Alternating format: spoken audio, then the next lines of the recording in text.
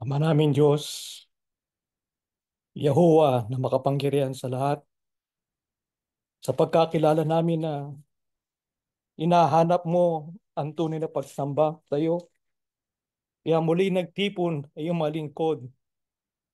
Naghahain kami ng pagsambang nauukol sa iyong pangalan. Nag-aalay kami ng parangal sa iyong dakilang pangalang Yahuwah. Yahuwah na makapangyarihan sa lahat.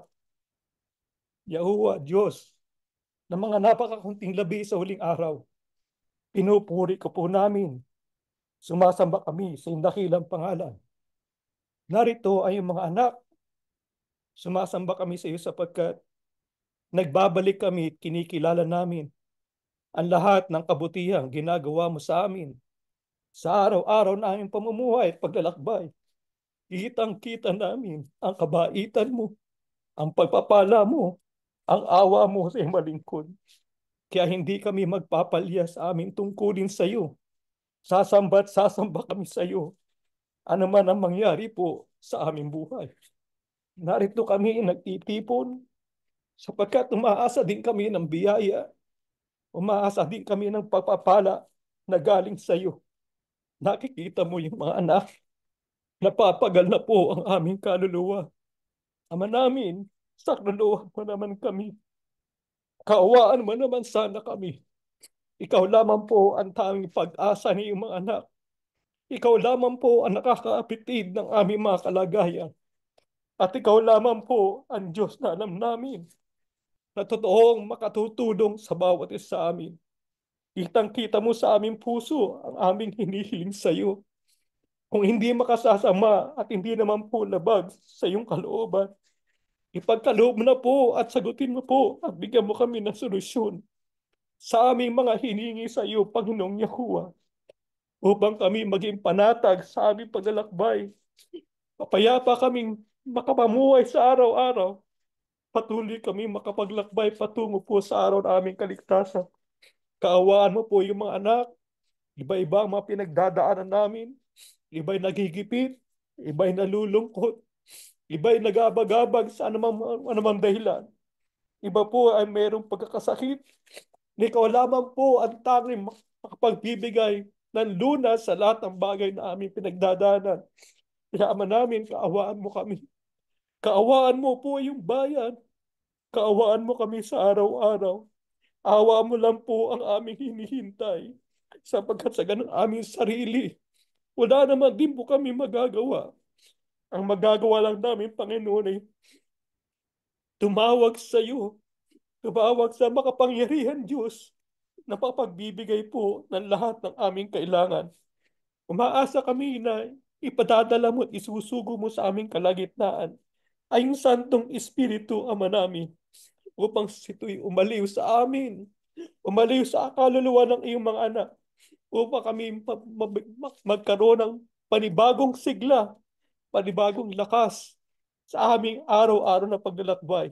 Basbasa mo ang aming pagsamba, sa aming pag-aaral, ikaw po sanang manguna sa pamamagitan ng iyong banal na Espiritu upang makita namin ang iyong liwanag na siya ang aming susundin at ibubuhay, na siya rin aming pagsamba sa iyong banal na pangalan. Tulungan mong aming kapatid na manguna sa aming pag-aral. Tulungan mong bigyan mo siya ng karunungan galing sa iyo upang makita namin ang lahat ng kalooban mo. So siya magiging basihan po mo sa pagliligtas po sa iyong bayan. Ama, tulungan mo at basbasan din po ang nakayanan namin handog bilang bahagi ng aming pagsamba sa iyo. Tulungan mo sanang makita namin yung biyaya sa araw-araw. Makatawid kami sa araw-araw na aming pamumuhay. Ganap ang aming pag-asa at pananampalataya. Dininig mo po ang aming maraming pakiusap sa iyo. Ipinagkaloob mo at pagkakaloob mo ang lahat po naming hinihiling sa iyo. Ang lahat kasama po ito ng kapatawaran ng aming maraming pagkukulang pagkakasala sa ngalan po lamang at karapatan. Pangalan po ng aming Panginoon at pagligtas. Panginoon po naming Yahweh sa Kristo po. Amen.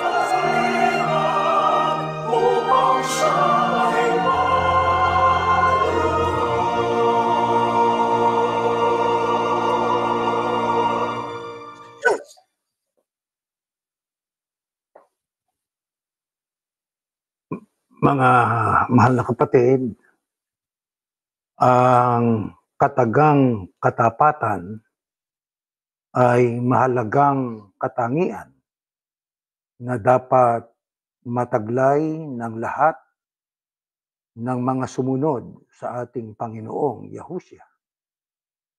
Ang pagyakap sa katotohanan ito ang maglalayo sa atin sa isang sitwasyon na kung saan ay kakailanganin natin gumawa ng mga bagay na labag sa aral ng Diyos para lamang pagtakpan ang ating sariling pagkakamali.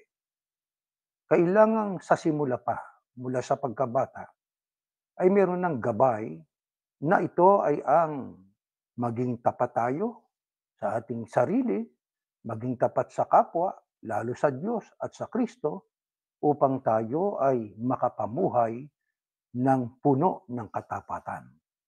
Ang desisyong ito na yumakap sa katotohanan o pagiging matapat, ito po'y bunga ng sarili nating pagpapasya.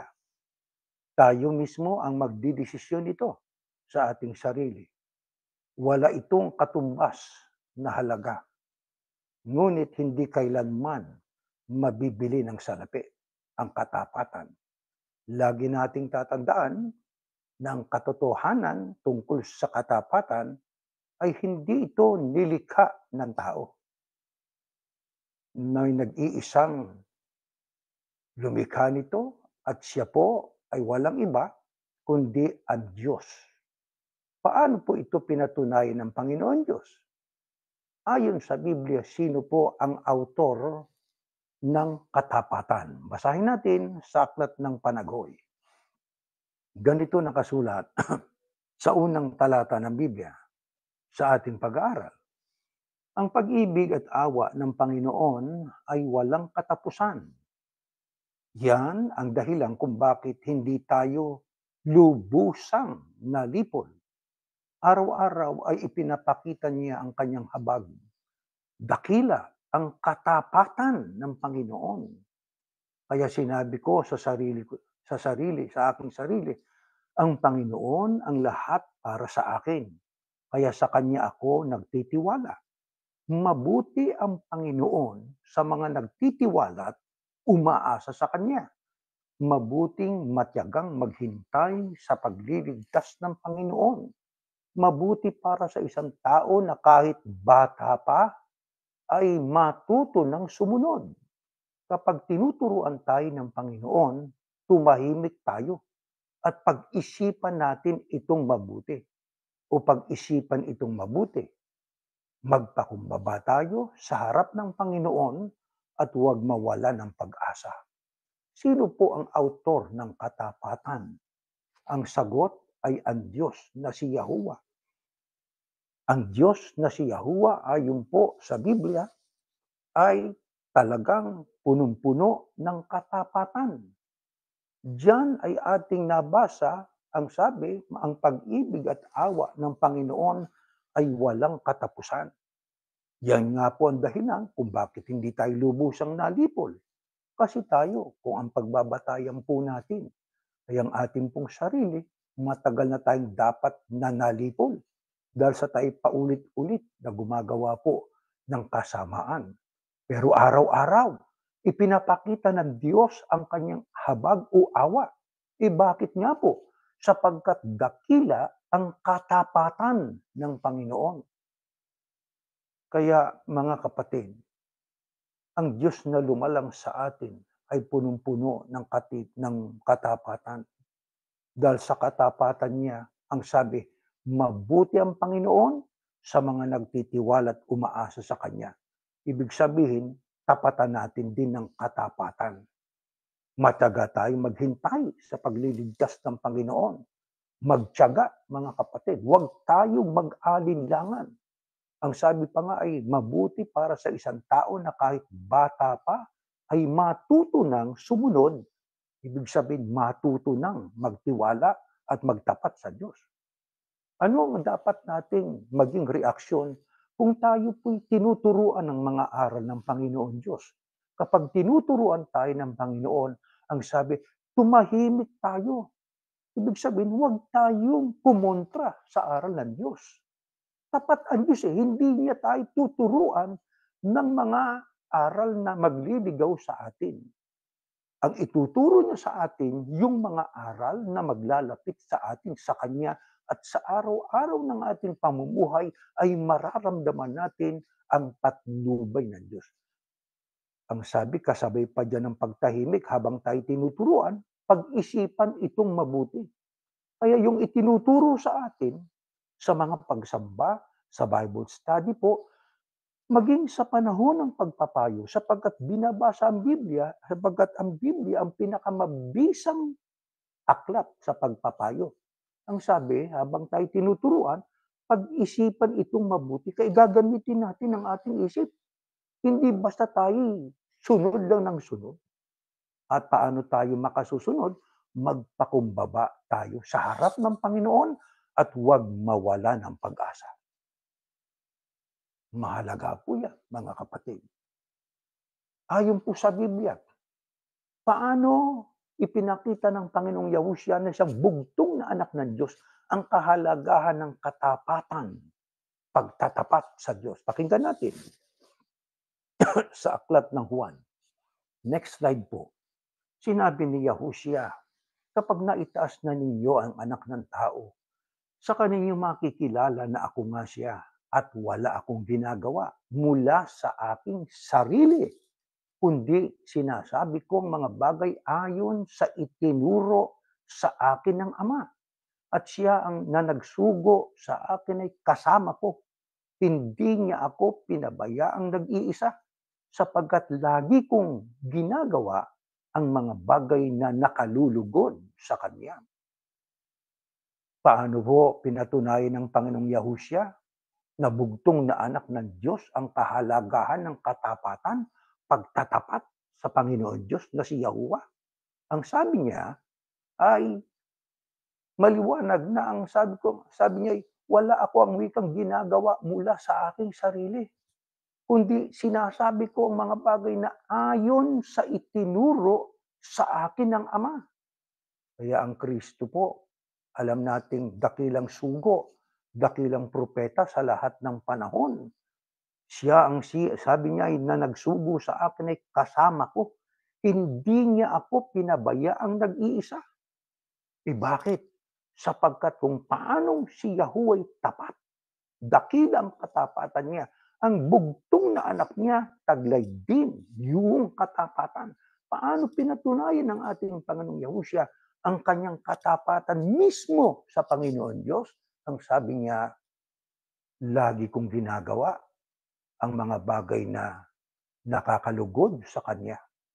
At papansinin natin muli ang sinabi niya, wala akong ginagawa mula sa aking sarili, kundi sinasabi ko ang mga bagay ayon sa itinuro sa akin ng Ama. Tapat siya sa Diyos. Kaya kung ano yung tinanggap niya, no more, no less, yung itinuro niya sa mga tao. Hindi katulad sa panahon natin ngayon, huwag kayong magagalit. Maraming mangangaral na ang kanilang binabasa ay Biblia rin, pero dinadagdagan nila. Binabago nila ang ibig sabihin ng sumulat.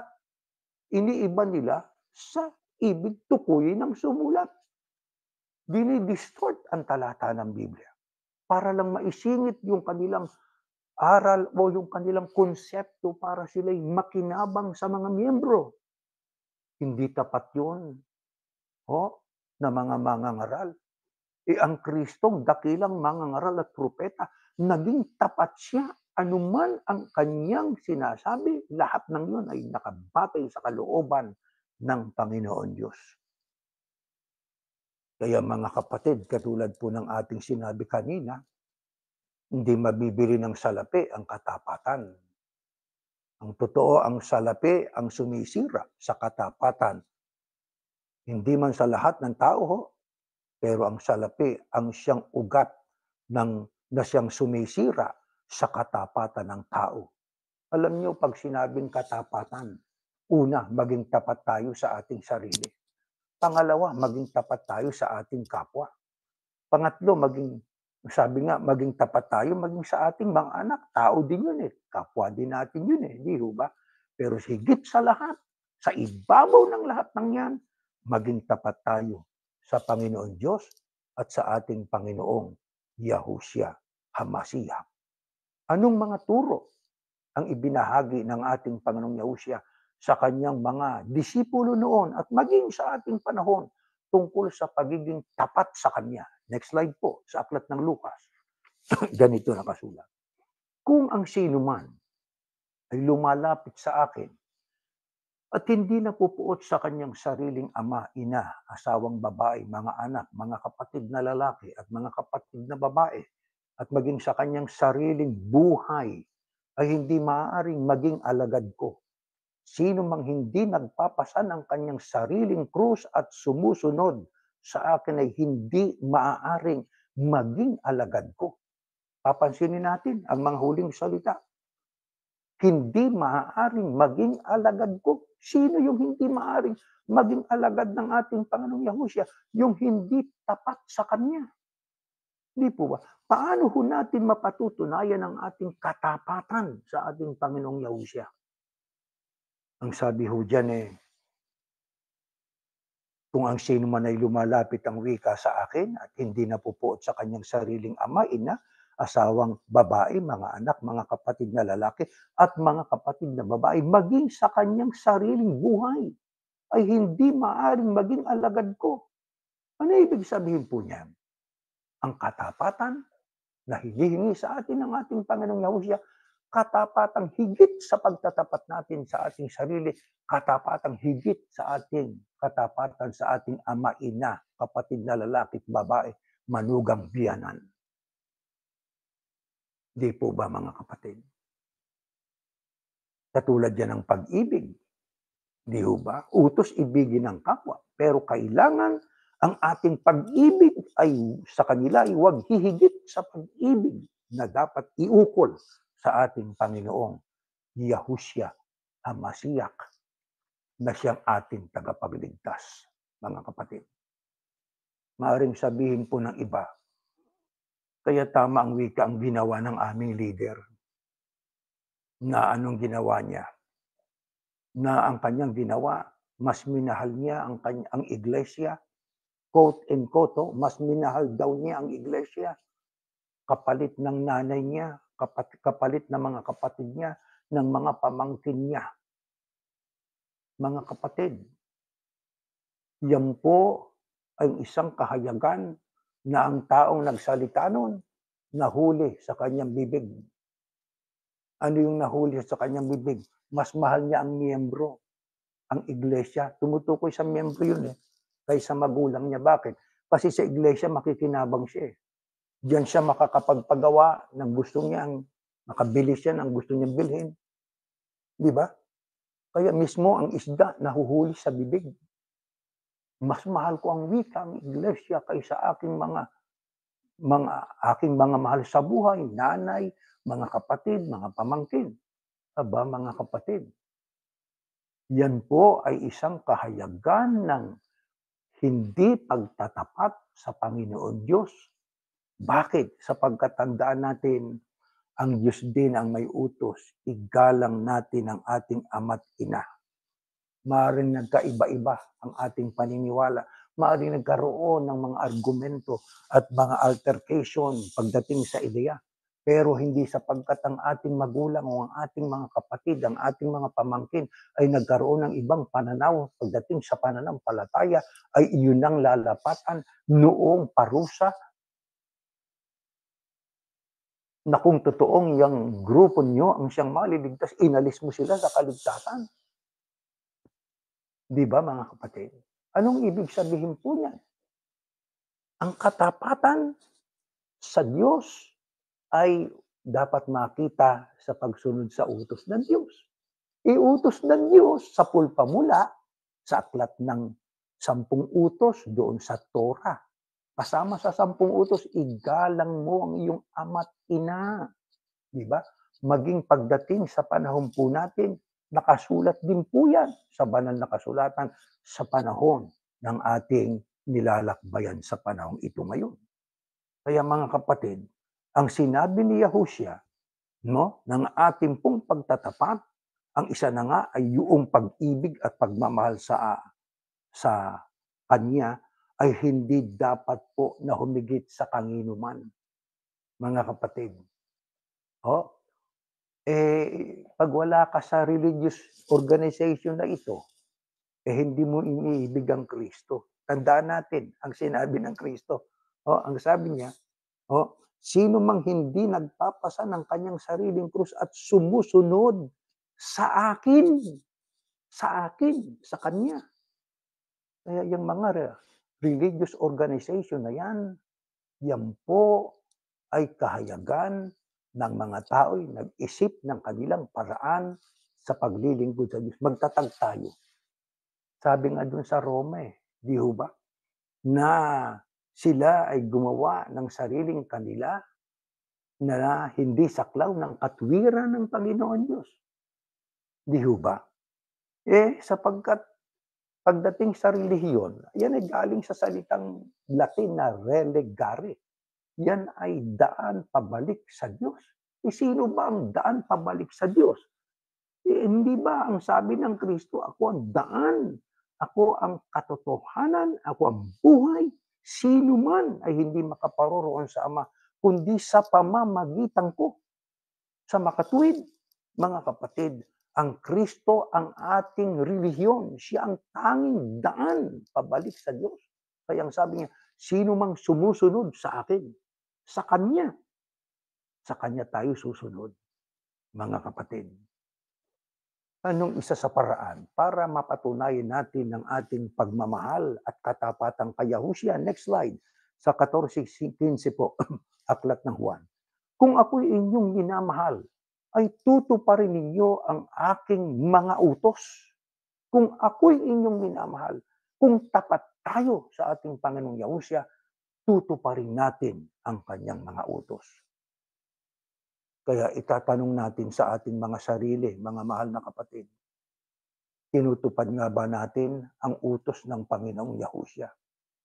Maraming utos ang Panginoong Yahushua. Yun ay alam na po natin. Ang kulang na lang po, pagsunod, mga kapatid. Ang magdidesisyon ay tayo. Gusto ba natin na tayo ay maging alagad ng Kristo? Tuparin natin ang gusto niya. Ano ang isa sa mga gusto ng ating Panginoong Yahushua? Yung tayo, una, maging tapat sa ating sarili, tapat sa kapwa, tapat sa ating paglilingkod sa Diyos, tapat sa pagsunod. Yan pong kailangan lalo na sa panahong ito. Ang mundo na ating kinalalagyan ay punong-puno ng mga iba't ibang gawain na papalayo ang tao sa Diyos. Pero tayo hindi. Ayaw ng Diyos na tayo mapalayo sa Kanya. Kaya tayo tinuturuan ng lahat ng mga aral na ito. Ang tanong, ang katapatan ba ay limitado lamang sa espiritual na aspeto ng buhay natin? Kanino pa tayo dapat maging tapat? Ito, pakinggan natin. Next slide. Sa 6 ng Efeso. Mga alipin, sundin ninyong inyong mga Panginoon sa laman na may takot at panginginig.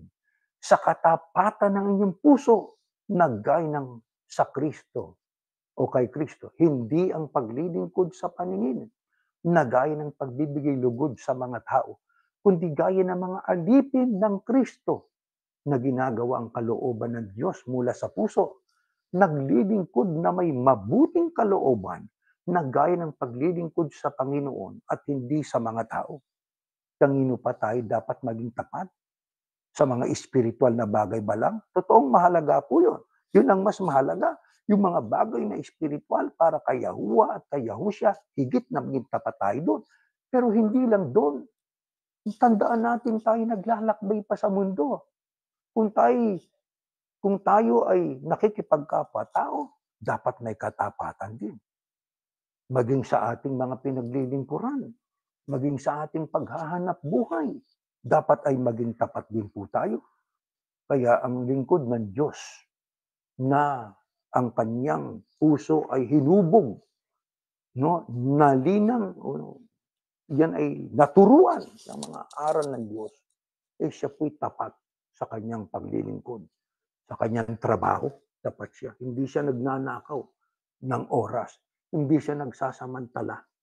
Hindi po ba, mga kapatid? Tapat siya sa kanyang amo, sa kanyang Panginoon sa laman.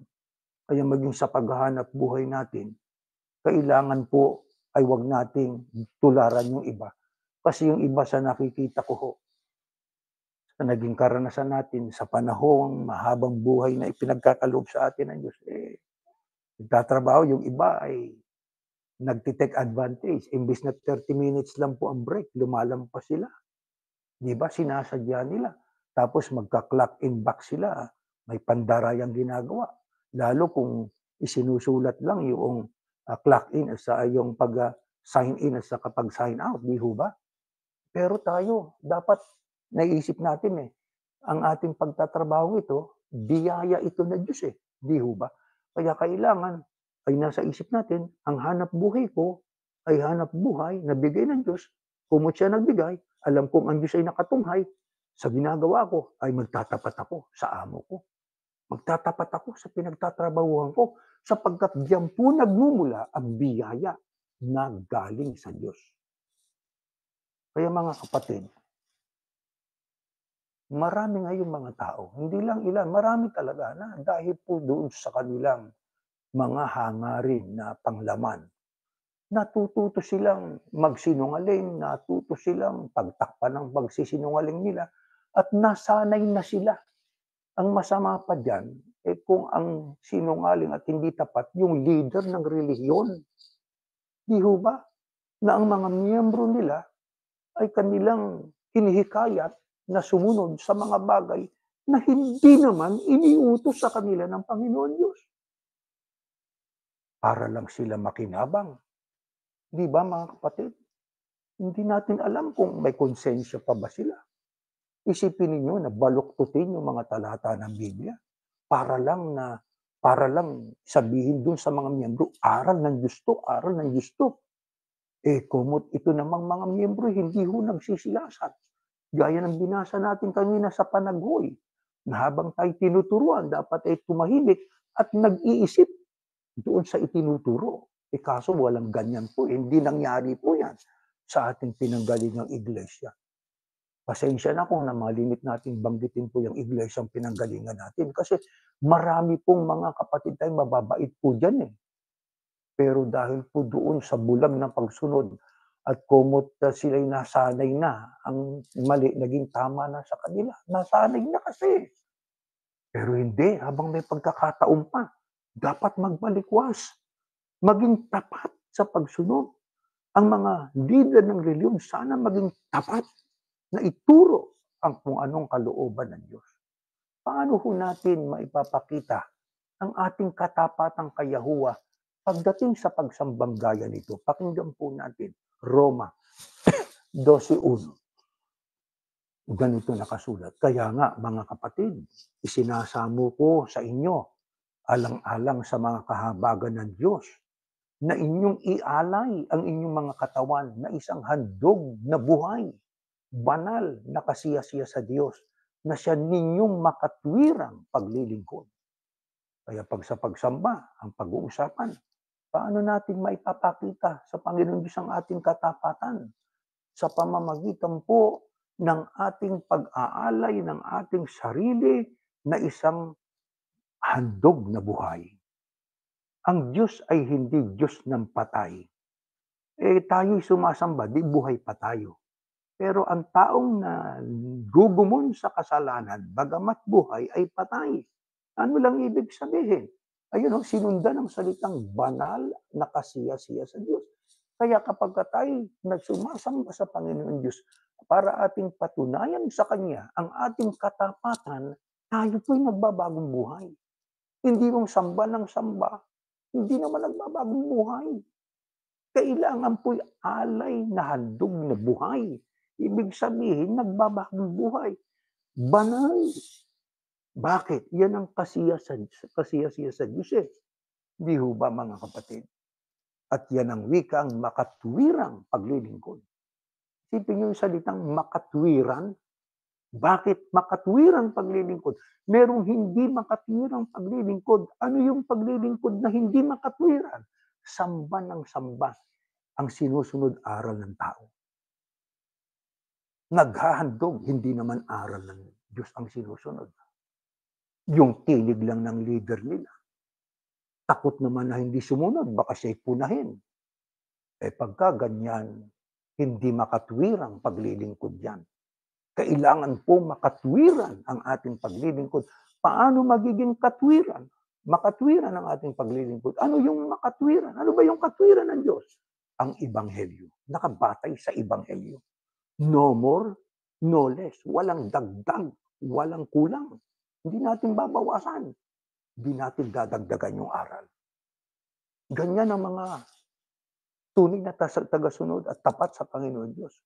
Ngayon, paano ho natin mapatutunayan ang ating katapatan sa Diyos kapag gumagawa tayo ng personal na desisyon, personal na pagpapasya? Pakinggan po natin, Deuteronomio.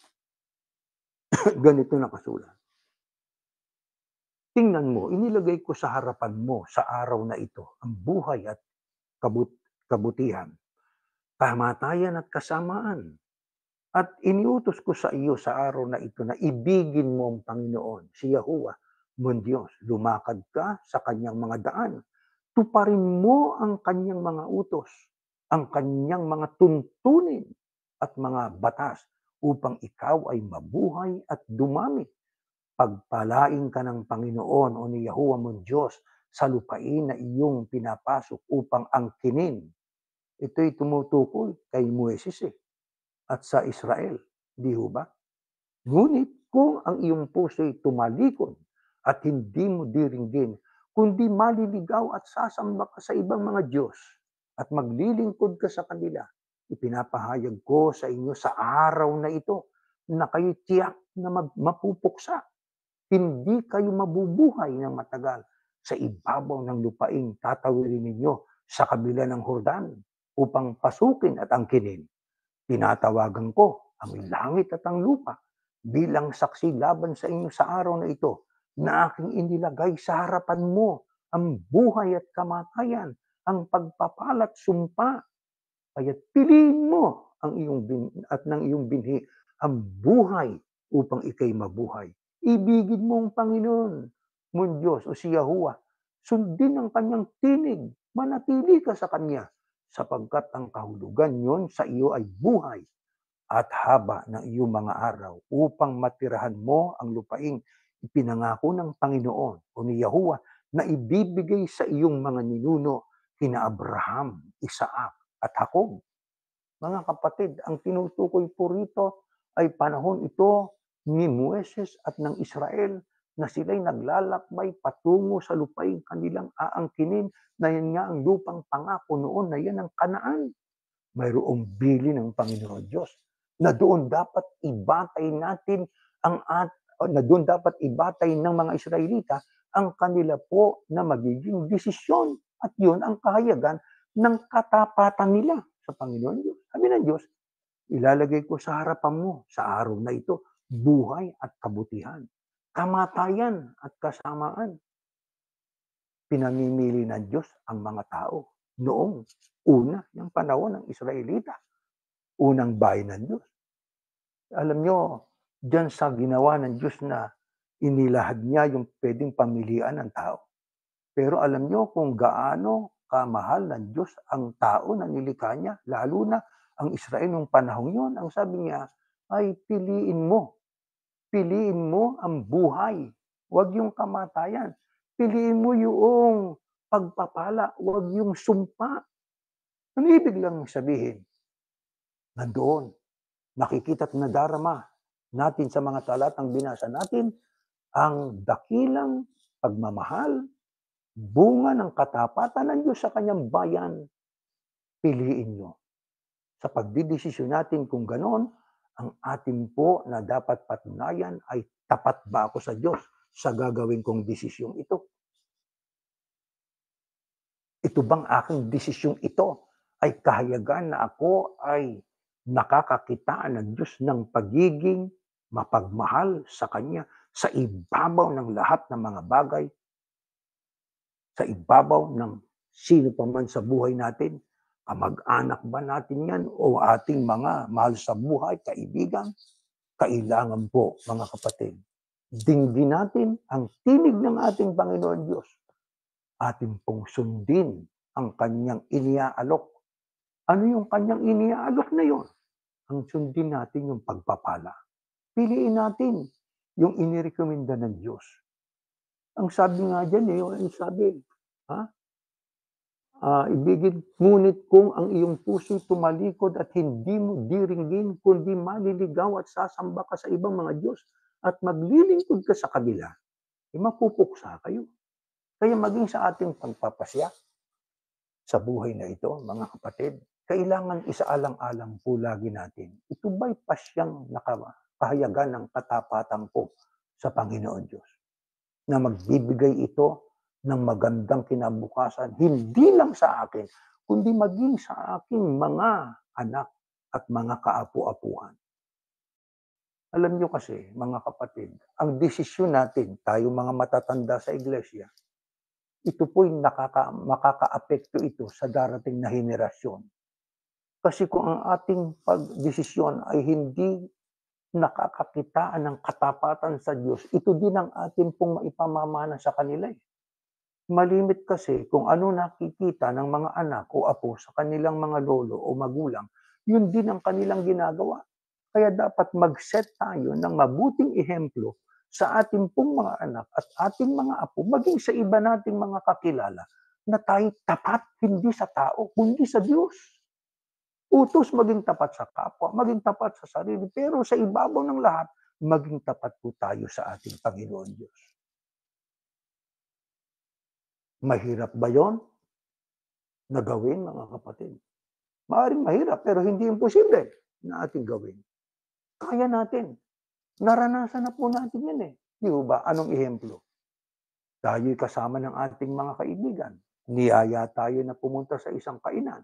Sumama naman tayo. Umorder sila ng mga bagay na labag sa kalooban ng Diyos. Naglasing sila. Tayo tumanggi. Doon nahayag yung katapatan natin sa Kanya. Naiisip natin, itong mga ito ay hindi sila gumagalang sa mga araw ng Panginoon Diyos. Basta nasa isip nila kung ano yung pakiramdam nila, lumigaya sila sa kanilang mga ginagawa. Pero ako hindi. Kailangan magtapat ako sa Diyos. Mag-iiba ko ng landas kaysa sa kanila. Maaring hinikayat ko sila o hikayatin natin sila na magbalik loob sa Panginoon Diyos, makinig sa aral ng Diyos. Pero kung sa kabila ng ating pagkikayat, ayaw pa rin po nila, manatili tayong tapat sa ating Diyos. Mga kapatid, ang katapatan nasusubukan pag tayo nagigipit. Totoo, hindi totoo? Ang katapatan nasusubukan kung tayo po ay naghihirap, kung tayo nagdaranas ng iba't ibang hilahil sa buhay.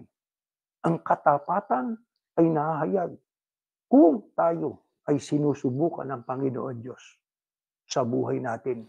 Opo, totoo po yan, mga kapatid. Danas na danas po natin yan. Di ho ba? Sinong isa sa pangunahin na nakinabang bunga ng kanyang katapatan? Pakinggan po natin ang nakasulat sa unang Korinto. Ganito nakasulat, mga kapatid. Next slide. Sa 15:20. Subalit ngayon, si Kristo o ang Kristo binuhay mula sa mga patay na siyang unang bunga ng mga namatay. Mga kapatid, sinong isa sa pangunahin na nakinabang sa Diyos, bunga ng kanyang katapatan sa Diyos, ang Kristo mismo. Pinatay ang Kristo. Pagkaraan ng 3 araw, binuhay siya ng Diyos na maguli. Siya ang unang bunga ng mga namatay. At nang siya'y buhayin, hindi na siya namatay uli. Nandun na siya sa kanang kamay ng Diyos sa langit. Ngayon ang ating hinihintay. Alin yung pagkakataon na siya'y isusugo ng Panginoon Diyos sa alapaap para ang mga tunay na Kanya ay sasalubong sa Kanya. Na yan po ang ating tinatanaw-tanaw. Katulad nga ng ating mga nadidinig sa mga kapatid natin, sana dumating na. Totoo nga naman yun, kasi ang hirap ng mabuhay ngayon, mga kapatid. Di ho ba? Kaya sana dumating na, naabutan tayong buhay. Yan ang ating inaasahan. Yan ang unang pagkabuhay na maguli. Pagdating ng Kristo sa alapaap, kung paanong ang Kristo ang unang nakinabang sa katapatan niya, bunga ng kanyang pagsunod sa kalooban ng Diyos, tayong kanya, makikinabang din tayo. Yung unang pagkabuhay na maguli ng mga patay, ipagkakaloob din yun ng Kristo sa atin. Ba't walang pinag-iba? Sapagkat ang Kristo, ulo ng kanyang iglesia. Yung mga tagasunod niya, itinulad niya sa katawan niya para ipakita ang relasyon. Siya ulo. Kung yung ulo yung unang binuhay na maguli, kung namatay kang abutan ng Kristo sa alapaap, unang bubuhay mag-uli rin tayo. Paano yung mga darat ng buhay na mga sumusunod sa Kristo? Hindi na makatitikim ng unang kamatayan. Sa isang kisap mata, babaguhin na lamang sila at kasama ng mga unang binuhay, sasalubong sa Kristo sa alapaap at maghaharing kasama ng Diyos doon hanggang sa dumating ang panahon na ang Kristo isusugo kasama ng mga unang binuhay na maguli, raptured Christians, bababa sa bundok ng mga olibo kung saan siya umakyat para ilapat ang paghatol o paghukom sa mga tao. Sino ang iniaalok ng ating Panginoon Diyos na pakinggan natin at maging tapat sa Kanya sa panahon natin? Hindi panahon ng mga propeta, hindi panahon ng mga Israel. Pakinggan natin ito dito po sa Mateo 17:5. Samantalang nagsasalita pa siya, biglang naliliman sila ng isang maliwanag na ulap at may isang tinig mula sa ulap na nagsasabi, ito ang minamahal kong anak. Sa kanya ako'y lubos na nalulugod. Makinig kayo sa kanya. Tagpo ito ng panahon, unang mga alagad ng Panginoong Yahushua. Di ho ba? Na nandoon sila sama-sama at biglang naliliman sila ng isang maliwanag na ulap. May tinig silang narinig mula sa ulap. Tinig ng Diyos yun. Ano katunayan? Ang sabi, ito ang minamahal kong anak. Sino bang may anak sa Kristo? Hindi ba ang Diyos na si Yahuwah? Anong sabi niya sa mga tao? Sa kanya ako'y lubos na nalulugod. Makinig kayo sa kanya. Kaya kung mayroon man tayong dapat pakinggan sa panahon natin, ang Kristo. Kaso kapatid na ministro, ang Kristo yung nasa langit na eh. Paano natin madidinig ang tinig niya? Sa ibang talata ng Biblia, ang nakikinig sa inyo, sa akin nakikinig, ang nagtatakil sa inyo, akong itinatakwil. Kapatid, meron siyang gagamitin kasangkapan. Kung noon, bago siya umakyat sa langit, ay inihabilin niya ang pangangaral sa mga alagad o mga apostol sa mga huling araw na ito. Meron din gagamitin. Ganyan din ang sistema, ganyan din ang pattern. Pero tiyakin natin kung ang kanilang itinuturo nga ay aral ng Kristo. Siguraduhin natin ng kanilang itinuturo ay aral ng Kristo. Hindi yung kanilang ginagamit ang pangalang Kristo, pero ipapasok nila ng lihim ang kanilang gustong iparating sa miyembro para po madaya at sila'y makinabang. Maraming pastor ang ganyan ngayon. Maraming ministro ang ganyan ngayon. Kaya hindi talagang maiiwasan na tayo mag-usisa. Kailangan talaga makinig, limiin, tiyakin, at pakinggang mabuti, suring mabuti ang ating pinakikinggan. Maging kami sa ating ginagawang pag-aaral na ito. Bakit gusto ng Diyos nang pakinggan natin ay ang Kristo, hindi yung iba. Pakinggan natin. Hebreo 1:1-2. Ganito nakasulat. Nung unang panahon, ang Diyos ay nagsalita sa ating mga ninuno sa iba't ibang panahon at sa iba't ibang paraan sa pamamagitan ng mga propeta. Subalit, sa mga huling araw na ito'y nagsalita siya sa atin sa pamamagitan ng anak na kanyang itinalagang tagapagmana ng lahat ng mga bagay na sa pamamagitan din niya'y ginawa ang mga sanglibutan. Ayon sa Biblia, mga kapatid. Bakit po? Ang sabi ng Diyos sa mga alagad ng Kristo noon, siya ang bugtog kong anak na ako'y nalulugod sa kanya. Siya ang inyong pakinggan. Sapagkat ang Diyos ay nagsasalita. May mensahe ang Diyos. Paano ipinararating ng Panginoon Diyos ang kanyang mensahe sa tao? Sa iba't ibang panahon at iba't ibang paraan. Ano yung iba't ibang panahon na yan? Panahon ng mga magulang, panahon ng bayang Israel, at panahon ng ating Panginoong Yahushua. Di ho ba? Yan ang mga huling araw. Yan ang panahon natin ngayon.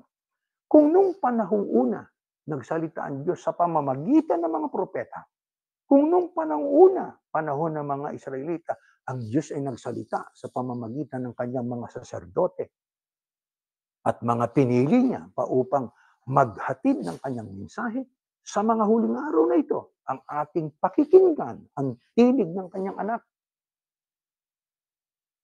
Kaya mga kapatid, hindi maiiwasan na tayo talaga ay magsuri.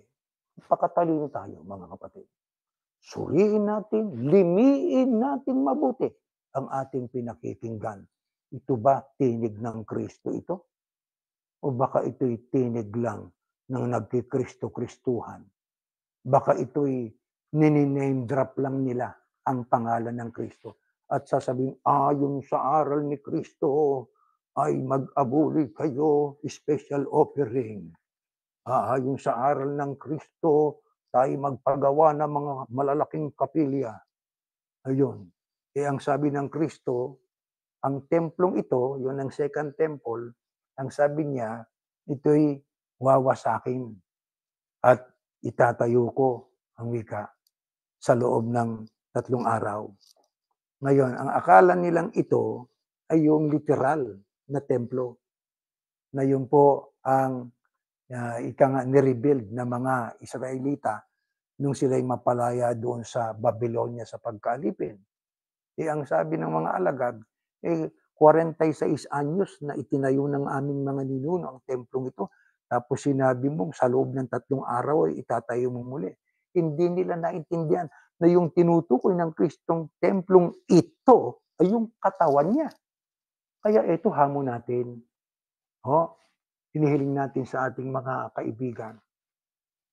Saan sa bagong tipan, maituturo yung talata, kahit isa lang, na magtayo ng kapilya. Sige. Yan po ang ating imbitasyon at sesyon sa ating mga kaibigan. Ang binabasa nila, Hagay 1:8, na yun po ay utos ng Diyos sa mga Israelita nang sila ay mapalaya na sa Babylonia para itayo ang second temple na inabot ng Kristo. Na yun nga ang sinabi niya, na ang sabi niya ay itatayo ko sa loob ng 3 araw. Inabot niya yung templong yun yung second temple. Pero ang sabi niya, ang templong tinutukoy ko, itong katawan ko. Doon naman sa Korinto, ang sabi niya, kayong mga alagad ko, kayo ang templo. Kaya kung yung templo nung una, tinatahanan ng Diyos, doon nagpapakaranas ang Diyos. Gusto ng Diyos yung templo yun ay malinis. Ngayon, sa mga huling araw na ito, ang templo ay eto na. Eto na. Itong katawan natin, itong linisin natin, dito dapat maanahan ng Diyos. Itong ating isasalubong sa ating Panginoong Yahushua pagdating niya sa araw ng pag-agaw o araw ng rapture. Kaya mga kapatid, pagka ang mga ngaral ay nagpipilit, kasi alam nyo, ang sikreto niyan sa kanilang pagpapatayo, kahit na hindi naman utos sa panahon natin, na magpagawa ka pwede kang sumamba sa bahay-bahay di ba? Tipunin niyo ang mga kapatid sa isang lugar na malaki-laki. Pero pwede tayong magkaroon ng pagsamba sa gaya ng ating ginagawa ngayon. Di ho ba? Lahat ng bagay nangyari para ituro sa tao, pwede kayong sumamba sa bahay-bahay. Kaya nung masira ang second temple noon, nagpagawa pa ba ang Kristo? Sinabi pa ba niya sa mga alagad, "Hoy, pagawa kayo ng templo." Aba hindi, kayo na ang templo, ito na, itong linisin natin, itong dapat tahanan ng ating Panginoon Diyos. Kaya mga kapatid, dapat talaga maging mulat tayo sa katotohanan. Ano ang katiyakan? Ang ibinigay naman ng Apostol Pablo sa mga nakikinig at susunod sa mga tagubili ng ating Panginoong Yahushua ng may buong katapatan. Next slide, ito. Pakinggan po natin sa aklat po ng Timoteo. Tungkol sa akin, ako'y ibinuhos na tulad sa inuming handog, at ang panahon ng aking pagpanaw ay dumating na. Nakipaglaban ako ng mabuting pakikipaglaban. Natapos ko ang aking takbuhin. Iningatan kong pananampalataya. Kaya mula ngayon ay nakalaan sa akin ang putong ng katwiran na ibibigay sa akin ng Panginoon at tapat na hukom sa araw na yon. At hindi lamang sa akin, kundi sa lahat din naman ng mga naghahangad sa kanyang pagpapakita. Alam niyo kung babasahin po natin yan sa salin ng Amplified, may bahagi po roon na ang sabi ay sa hinaharap ay nakalaan para sa akin ang korona ng kabutihan dahil sa pagiging matuwid sa Diyos at paggawa ng tama. Di ba ang paggawa ng tama ay katapatan? Na ipagkakalob sa akin ng Panginoon ang matuwid na hukom sa dakilang araw na yon at hindi lamang sa akin, kundi maging sa lahat ng yaong nagmahal at naghangad at tinanggap ang kanyang pagpapakita.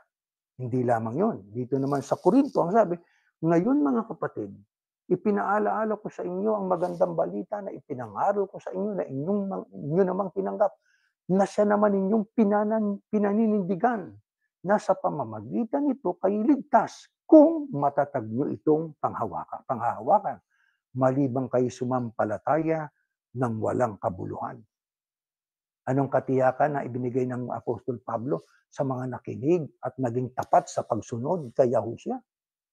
Eh, ang Apostol Pablo, bago siya namatay, alam nyo, dahil sa katapatan niya, nakapagsalita siya ng buong liwanag eh.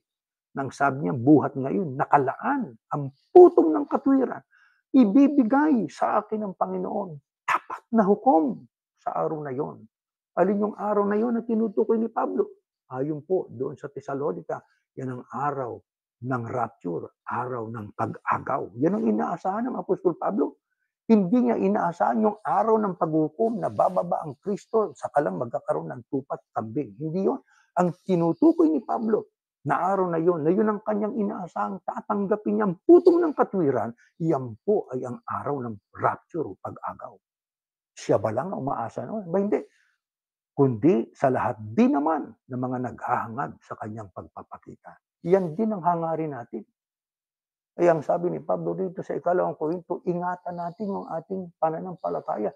Sa pamamagitan nito, ligtas tayo. Ano ibig sabihin? Ang katapatan, ang katapat ay kaligtasan.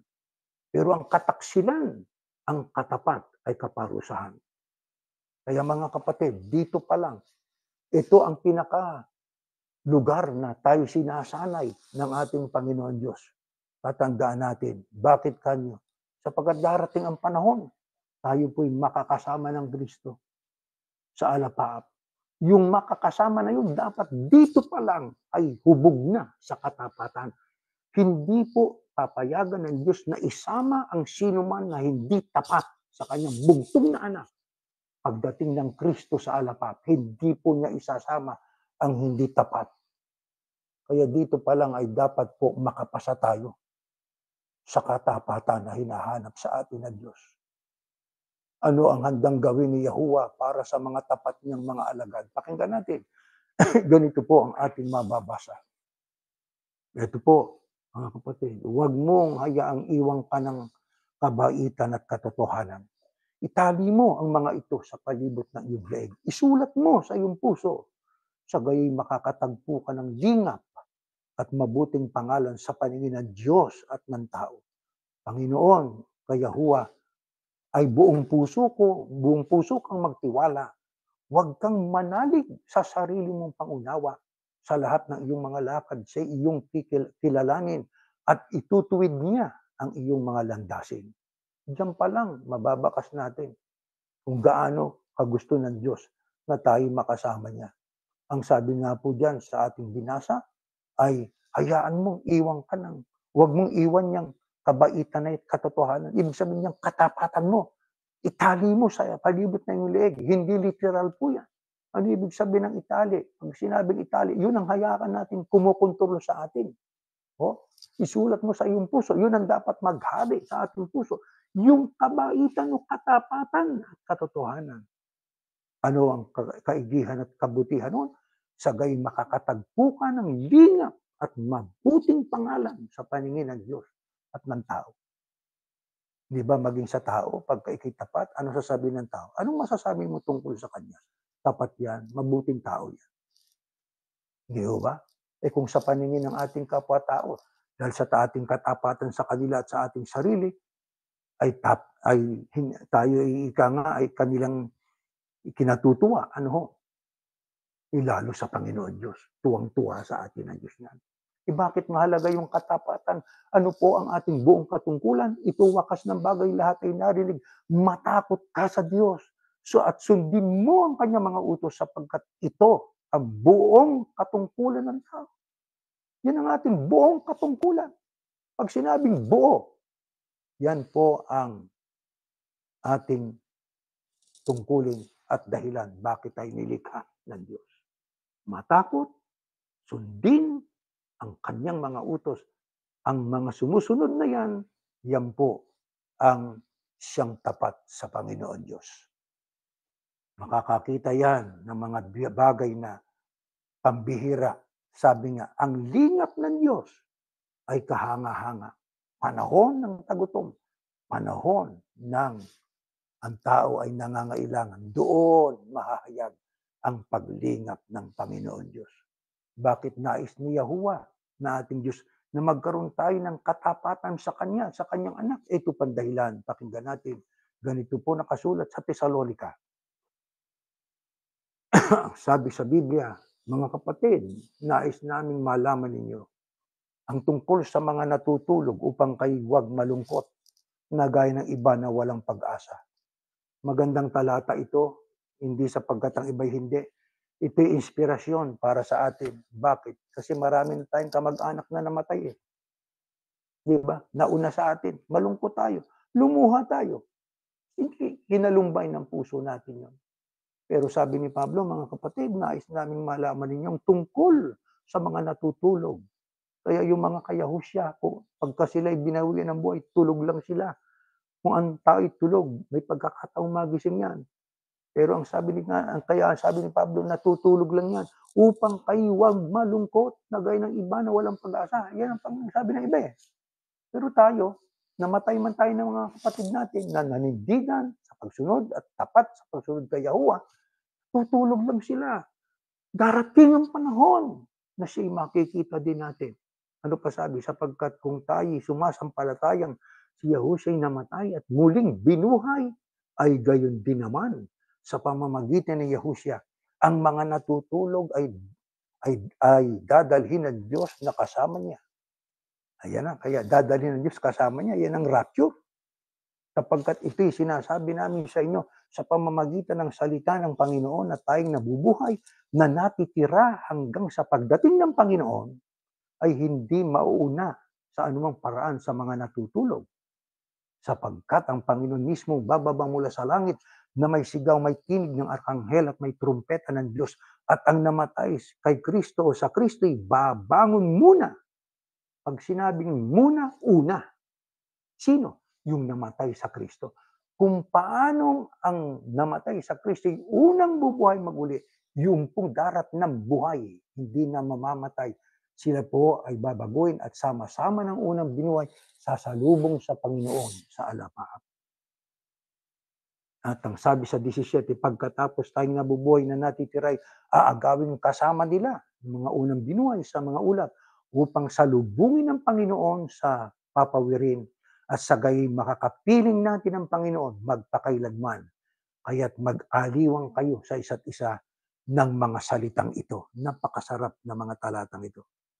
Mag-aliwang kayo sa isa't isa ng mga salitang ito. Ito yung rapture. Yan ang atin po na inaasahan. Yan ang unang pagkabuhay na maguli. Yan ang dapat mag-aliw sa atin. Ano pa sabi? Kaugnay nito, pahayag naman ni Juan, ang sabi, mapalad at banal ang may bahagi sa unang pagkabuhay na muli. Kaya pagkasama ka sa rapture, kasama ka sa unang pagkabuhay na maguli, ang sabi ni Juan sa kanyang pangitain sa Patmos, mapalad at banal. Sa ibang salita, maswerte at banal ang makabahagi sa unang pagkabuhay na muli. Bakit? Sa mga ito'y walang kapangyarihan ng ikalawang kamatayan, kundi sila'y magiging mga pari ng Diyos at ni Kristo o ng Kristo at maghaharing kasama niya sa loob ng 1,000 taon. Kaya napakapalad pag nakasama tayo sa rapture. Yan ang unang pagkabuhay na maguli ng mga tunay at tapat kasaya kay Yahushua.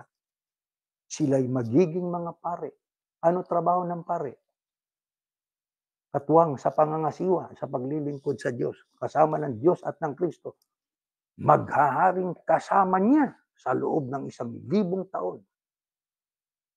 Maghaharing kasama niya sa loob ng 1,000 taon. Kung itong paghaharing ito na kasama ng Kristo ay sa langit, aba, ang daming hari doon. May haring maliit, may malaki.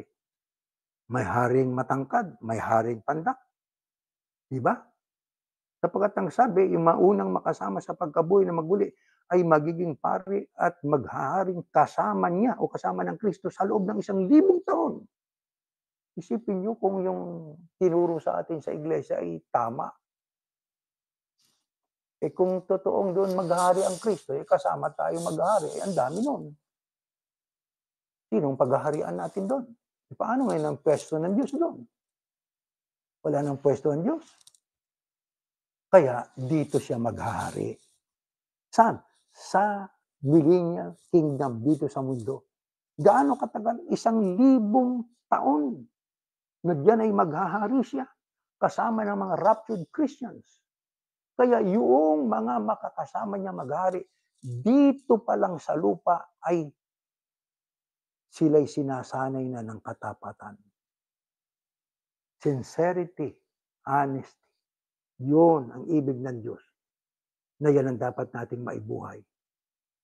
Hubugin natin ang ating mga sarili sa mga bagay na yan sa paggawa ng mabuti, katapatan. Bakit? Ano pang sabi ng Biblia? Layunin ng Panginoon Diyos, kaya tayo pinili para tayo po ay maglingkod sa Kanya. Sapagkat marami ang tinawag o konti ang pinili. Ano sabi? Dito po sa aklat ng Efeso, ganito ang ating mababasa. Pakinggan po natin, next slide. Ito ho ang pahayag ng apostol na si Pablo. Ayon sa pagkapili niya sa atin. Sa Kanya bago itinatag ang sanglibutan upang tayo maging banal at walang dungis sa harapan niya sa pag-ibig. Tayo itinalaga sa pagkukupkop upang maging Kanyang mga anak sa pamamagitan ni Yahushua Kristo ayon sa kabutihan ng Kanyang kalooban. Kaya bago pa man likhain ang mundo, mayroon nang nasa isip ng Diyos. Pinili na niya. Hindi lang basta tinawag, kundi pinili niya bago pa itinatag ang sanglibutan. Upang sila'y maging banal, walang dungi sa harapan niya sa pag-ibig, katumbas upang maging tapat sa Kanya. Tayo itinalaga, nakatalaga na. Kaya sabi nga iniukol na sa ano? Sa pagkukupkup ng ating Panginoong Yahushua. Bakit? Sapagkat tayo ay nagkasala. Kaya ang Kristo umako ng ating kasalanan para tayo bigyan ng kaligtasan. Ang pagtatapat kung ganon ay napakahalaga. Na yan ang hinahanap ng Diyos sa bawat isa sa atin.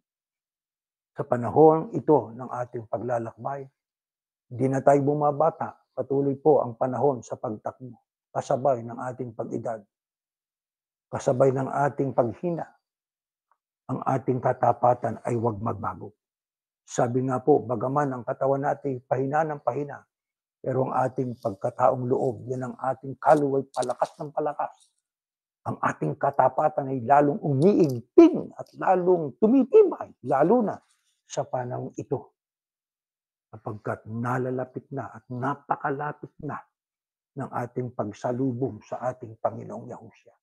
Basbasan tayo ng ating Ama na sana mga mahal na kapatid, magtagumpay tayo sa ating ginagawang paglilingkod. Tumayo po kayo at tayo po'y magpapasalamat. Aming Ama, Yahuwah na makapangyarihan ka po sa lahat.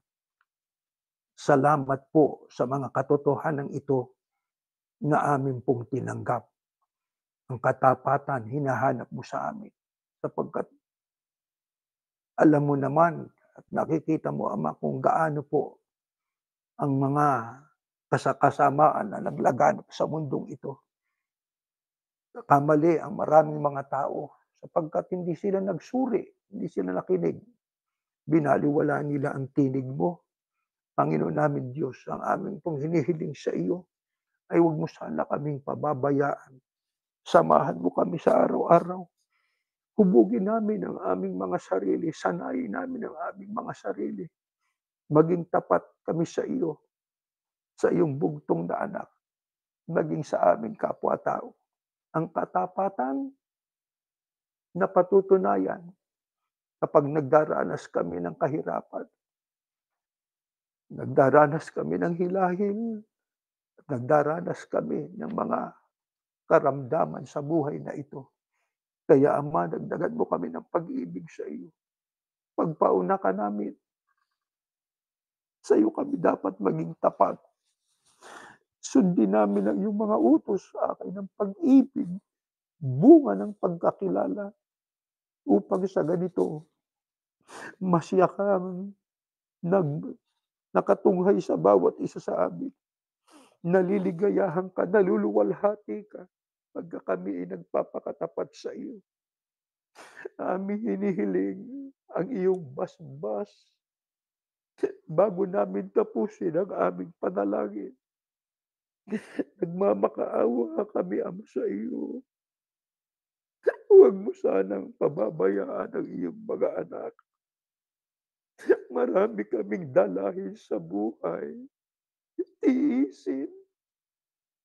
Kahit pagod ang katawan namin, patuloy kaming gumagawa sapagkat ayaw naming maging pabigat sa aming kapwa. Amin pong ipinagmamakaawa sa iyo.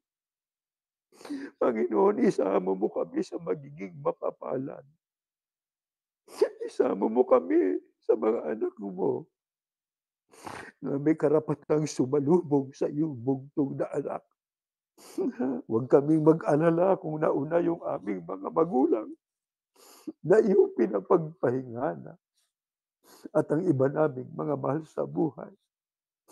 Darating kasi ang panahon, bubuhayin mo silang muli at muli namin silang makikita at makakasama.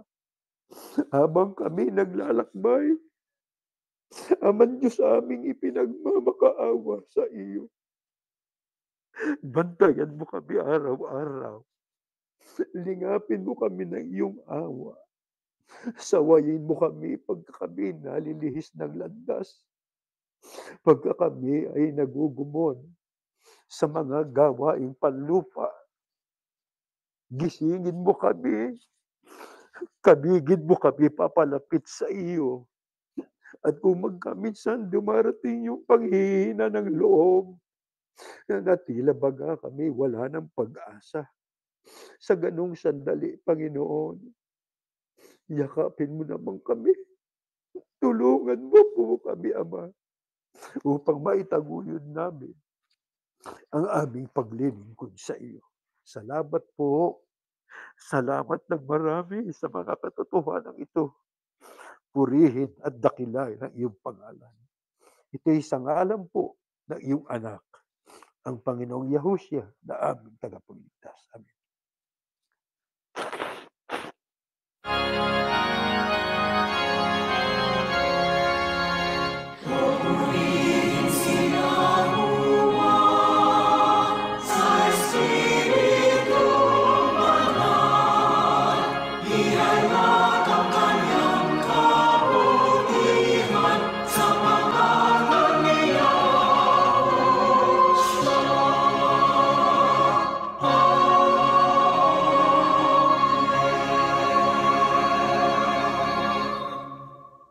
biyayang pangliligtas ng ating Panginoong Yahushua, ang pag-ibig na Diyos na si Yahuwah, at ang patuloy na pagkikipisan ng Espiritu Santo, siya namang sumaating lahat ngayon at magpakailanman.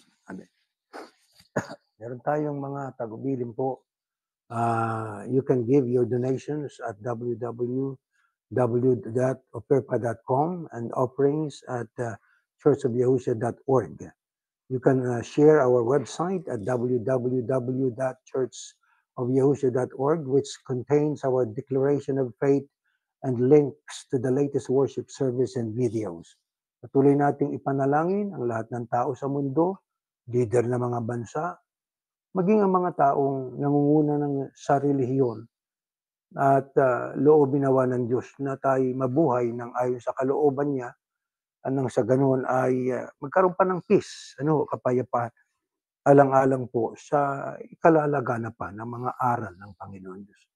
Hanggang diyan po at ay natatapos na, mga kapatid.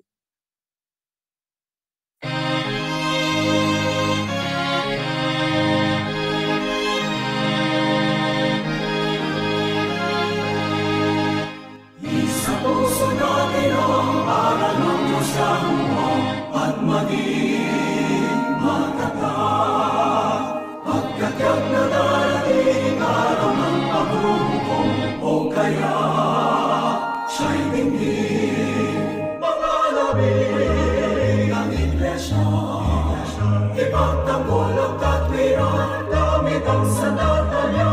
Tayo ay manindig sa ating daugma.